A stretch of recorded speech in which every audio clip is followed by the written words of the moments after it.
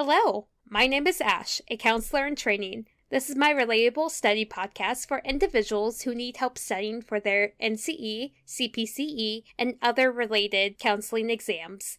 I'm going to go through many questions from multiple resources and make the answers relatable to both you and me. So get your listening ears on and let's get studying.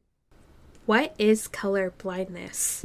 Color blindness is when an individual has received the recessive trait on the X chromosome. For example, someone can be red-green colorblind or blue-green colorblind. Males are most likely than females to be colorblind. Basically, I know for a fact when you are red-green colorblind, yellows, greens, and reds look very, very similar. I know there are a few colorblind artists on YouTube who make art, and it's really cool to see how they see color.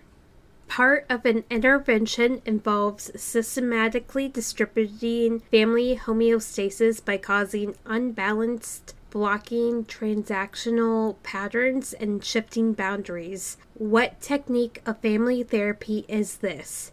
A. Contextual, B. Structural, C. Strategic, D. Multi-generational.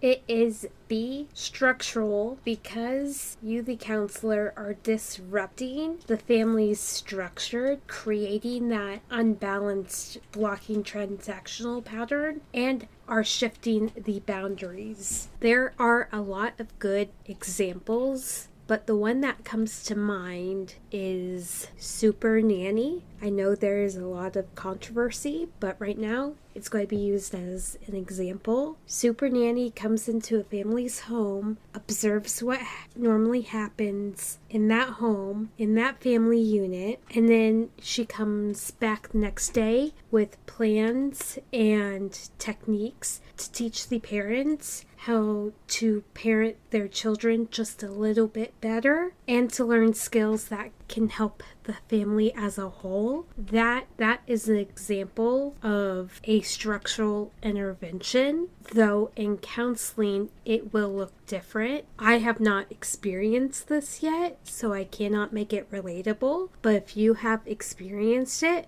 put it down in the comments and we can have a discussion over it. What is stratified random sampling?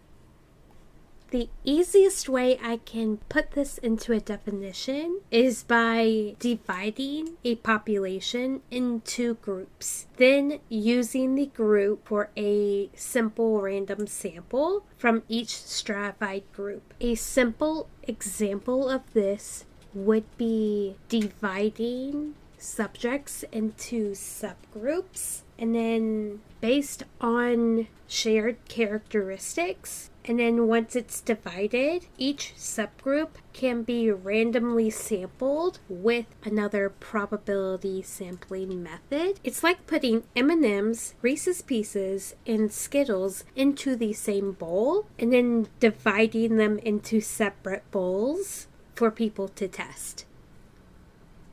John Bowlby's name is most closely associated with A. the work of psychologist and pediatrician Arnold Giselle, maturationist, B. development stage theory, C. bonding and attachment, D. the unconscious mind.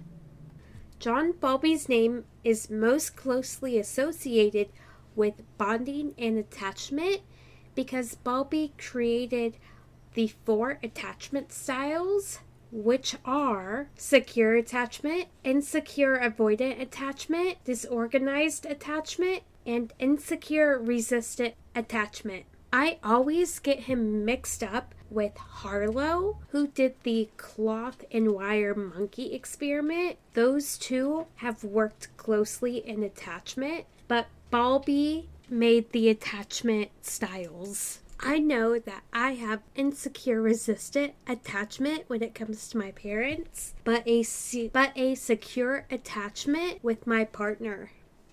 What is Weber's law? In simple terms, It is the bigger the stimulus is, the bigger noticeable difference needs to be for it to be seen. For example, you have 2 tomatoes. One's average size, one is a little bit bigger, so that the bigger one is just noticeably different because of its size. It is like when you go to the grocery store in the produce aisles, you have to look at each produce and say, is this one bigger? Is this one bigger? I'm going to put it close to each other. Oh, this one is bigger than this one because I noticed that the size is a little bit bigger than the other one. That is Weber's Law in a nutshell. Sometimes the best way to explain it is the kid way.